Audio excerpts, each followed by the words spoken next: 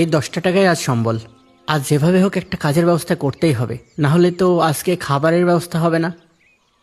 বাবা, কিছু দান করো বাবা। ও বাবা, কিছু দান করো। চাচা, এই 10টা টাকা ছাড়া তো আর কিছুই নেই আমার কাছে।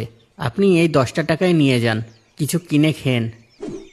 আল্লাহ তোমার অনেক মঙ্গল করুক বাবা। আসসালামু আলাইকুম। ওয়ালাইকুম আসসালাম। আজকে তো আড়ত বন্ধ হয়ে গেছে, আজকে আর কাজ হবে না। কালকে আসেন আলী ভাই। ইয়া আল্লাহ, গত 2-3 দিন থেকেই তো কাজ নেই, আজকেও কাজটা হলো না। আসতে দেরি করে ফেলেছেন যে, মহাজন সবাইকে সবার কাজ বুঝিয়ে চলে গেছে।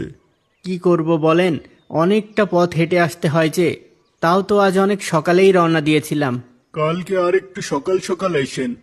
হ্যাঁ ভাই, কালকে না হয় একটু ভোরবেলাতেই রওনা দিয়ে দেব। আসসালামু আলাইকুম।